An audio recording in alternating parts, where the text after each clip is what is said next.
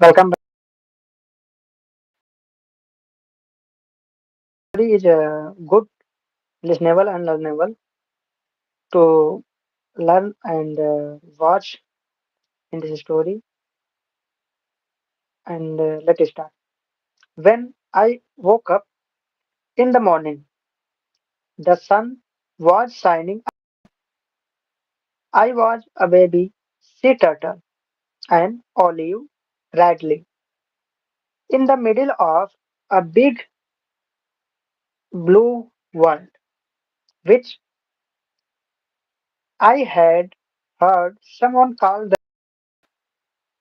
there was blue and green water direction, and the sunlight was playing games with the clouds. I tagged, I tagged my flippers beneath my body and floated for a while, letting the current. I did not know where I was. The sun warmed me and filled me with new energy, just as I was beginning to think that I would love to spend the rest of my life here. A school office went by, chasing, chasing them was a really big fish. I could tell he was a really hungry fish too. When he saw me, his eyes lit up. Mum, mum. He seemed to be thinking, baby turtle, so.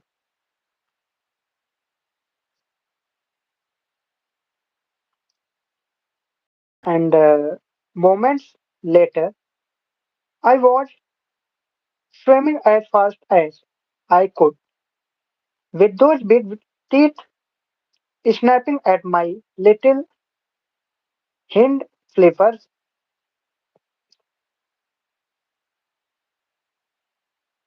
I saw a seaweed raft, a floating mass of seaweed and drift wood carried everywhere by the current. Gratefully, I slipped into the raft. I would not leave this safe haven for many years. Being on the raft was like going on a world curious.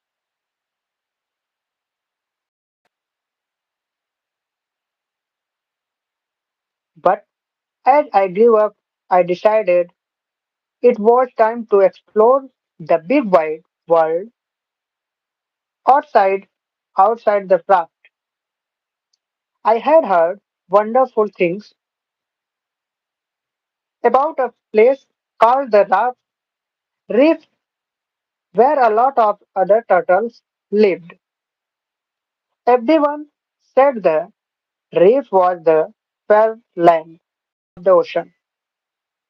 They said it was full of beautiful, brightly colored creatures, both harmless ones like the clown fish and poisonous like the scorpion fish.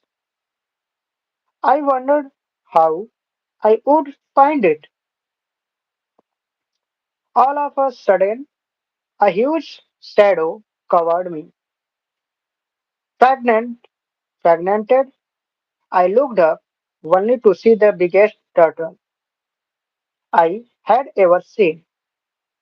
The soft and leather backed giant. It caught me string. Surprised, he guaranteed, he grunted pleasantly. You shouldn't be. I am leatherback turtle. Where are you going, sir? I replied, to the reef to live with the other turtles. Ah, sighed the leatherback. I wish I had that luxury. But no, I am too busy searching for jellyfish. They are all I eat. Where do you find them? I asked.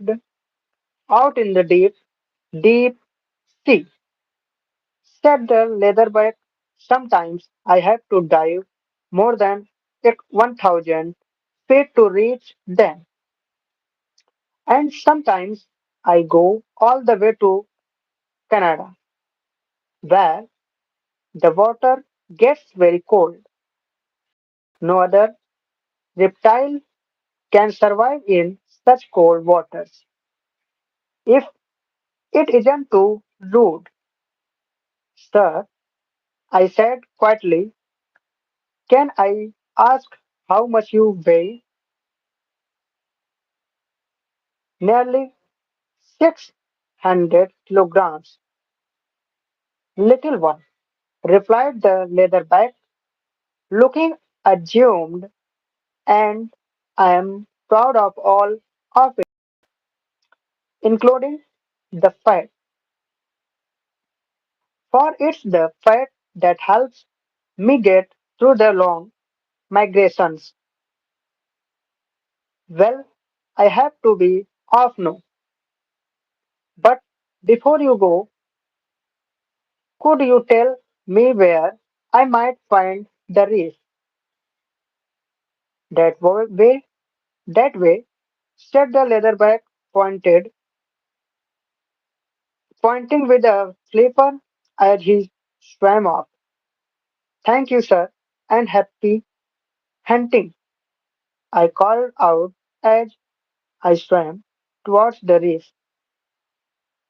It was on the reef that I met old green turtle, my friend House Bill Hawk's Bill, whose mouth is curved like a beak. Hawk's beak. Told me old Green was nearly 15 years old. My dad's old, I said. How come she looks so young? Well, said House Bill. Green turtle eats only seagrass and algae, so it took her nearly 30 years to become an adult. You and I will be adults by the time we are then.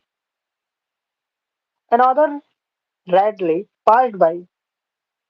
We only nest of soft beaches, like the ones on the coasts of Mexico, Costa Rica, and India. But you'll see for yourself when it's time. Apart from green turtles and hawksbills, I met larger head turtles, the ones with the really big heads and plenty of other Radleys like me at the reef. And then one day, just like that, I was all grown up and it was time to go. Something deep inside me told me I had to swim north with all the other riders all along the eastern coast of India until we reached Odisha, 2000 kilometers away, and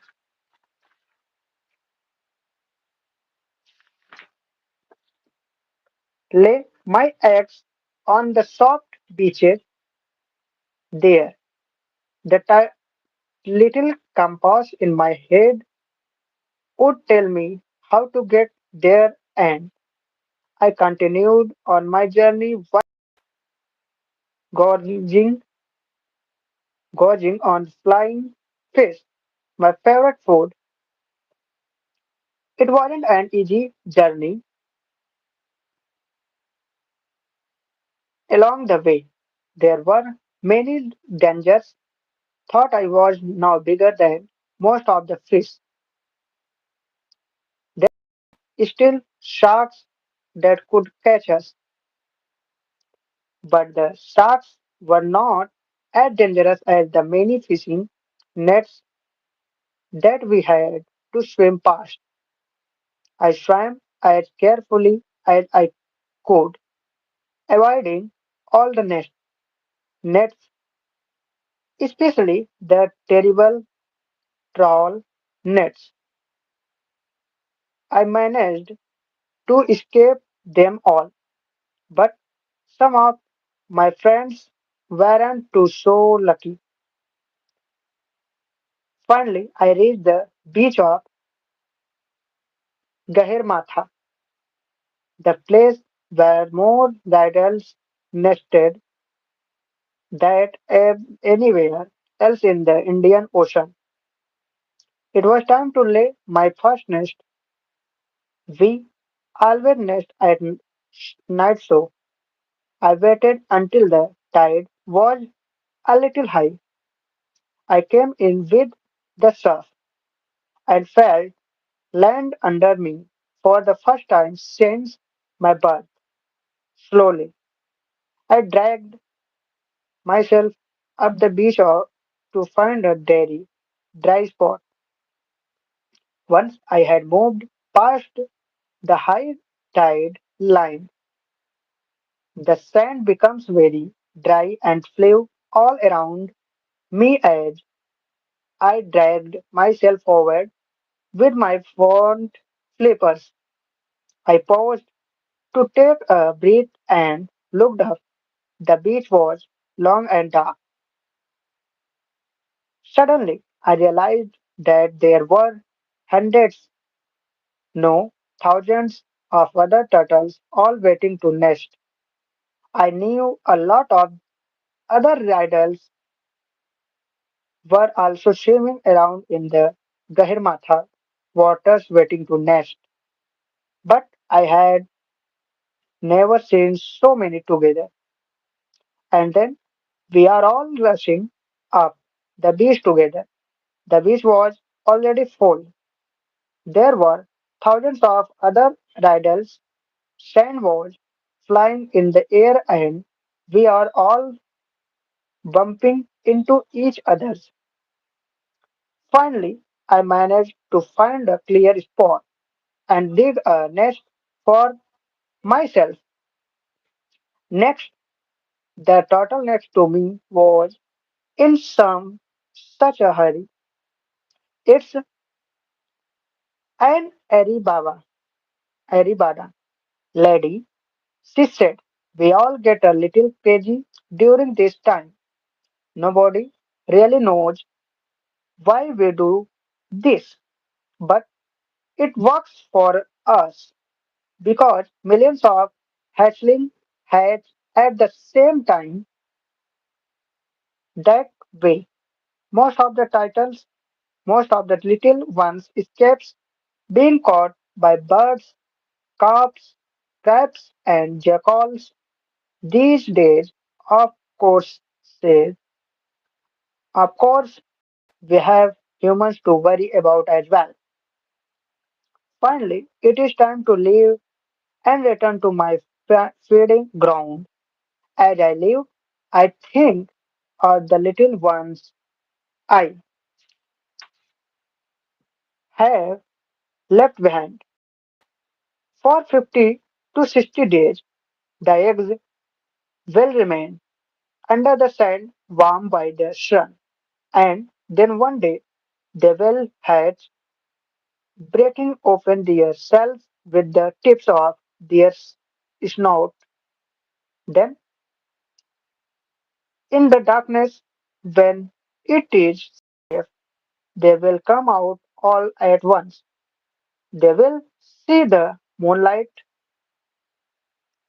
bouncing off the sea and know which way to go. Hopefully, there will be no street lights to make them go in the wrong direction. They will swim against the waves and dive under the oncoming breakers. Oh, there will be big fish and fish out to get them, and seagulls and eagles, but some will get away out into the open sea where they will find their own little seaweed rafts, their floating homes for many years. I am happy knowing that they are out there somewhere, and that someday they will return like me to these very beasts to lay their own eggs and start the whole wonderful circle of life all over again. Thank you very much. Wish you all the best, and let's see you again next video. Thank you very much.